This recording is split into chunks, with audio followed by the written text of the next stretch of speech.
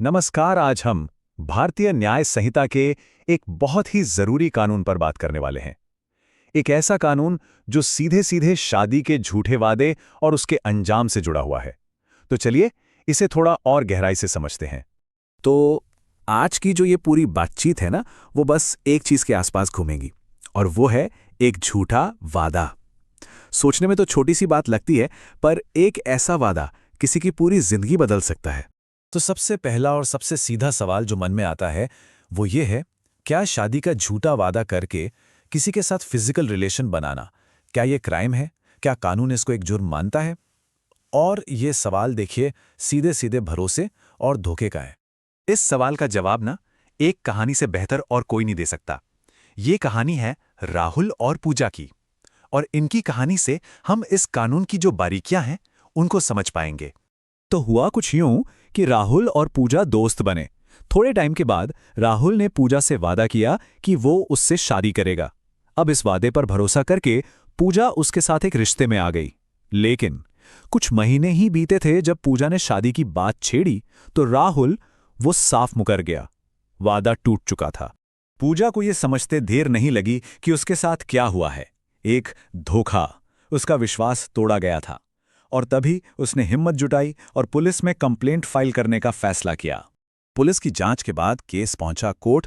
Court में जो गवाह पेश हुए, जो सबूत सामने आए, उनसे ये बात बिल्कुल साफ हो गई कि हाँ, राहुल ने वाकई शादी का झूठा वादा करके पूजा का भरोसा तोड़ा था। तो अब कहानी इस मोड़ पर है जहां ये जानना जरूरी हो जाता है कि आखिर हमारा कानून इस सिचुएशन के बारे में कहता क्या है। चलिए देखते हैं कि लॉ इस धोखे को किस नज़र से देखता है। इस कानूनी पहेली को सुलझाने के लिए हमने बात की लीगल एक्सपर्ट डब्ल्यू दास से, और उनके हिसाब से इस पूरे मामले को समझने की जो चाबी है वो भारतीय न्याय संहिता की धारा 69 में है। तो ये धारा 69 है क्या चीज़? देखिए, ये कानून बिल्कुल साफ साफ कहता है कि अगर कोई भी इंसान धोखे से या शादी का झूठा वादा देकर किसी महिला के साथ यौन संबंध बनाता है तो वो एक अपराध है। सिंपल।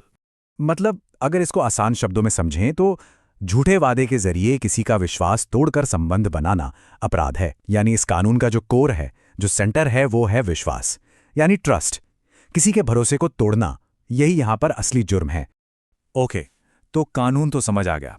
अब वापस चलते हैं राहुल और पूजा की कहानी पर और देखते हैं कि आखिर कोर्ट ने क्या फैसला सुनाया।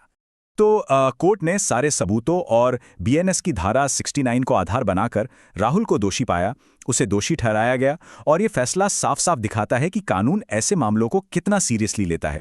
दोषी तो साबित हो गया, लेकिन सजा क्या मिली? सजा का आंकड़ा है 10। पर 10 क्या? 10 का मतलब है 10 साल तक की जेल। जी हाँ, 10 साल तक की जेल हो सकती है। और बस इतना ही नहीं, इसके साथ साथ जुर्माना यानी फाइन भी लगाया जा सकता है। ये काफी गंभीर सजा है। तो इस पूरी कहानी और इस कानूनी प्रक्रिया से हमें सीख क्या मिलती है? इसका सबसे बड़ा सबक क्या है? इस पर डब्ल्यू दास ने एक बहुत अच्छी बात कही। उन्होंने कहा कि हमें हमेशा सच्चाई और ईमानदारी से जीना चाहिए और किसी के विश्वास के साथ खिलवाड़ नहीं करना चाहिए। ये सिर्फ कानून की बात नहीं है, ये नैतिकता की भी बात है। तो जो सबसे बड़ा सबक है, जो मुख्य सीख है, वो ये है कि शादी का वादा कोई हल्की फुल्की बात नहीं है। ये एक गंभीर कमिटमेंट है और अब इसका एक कानूनी महत्व भी है। चलिए अंत में एक सवाल पर सोचते हैं। कानून सिर्फ जुर्म के लिए सजा नहीं देता, वो हमारे समाज की सबसे बुनियादी चीज यानी विश्वास को भी बचाता है। लेकिन ये होता कैसे है? इस पर सोचना जरूरी है।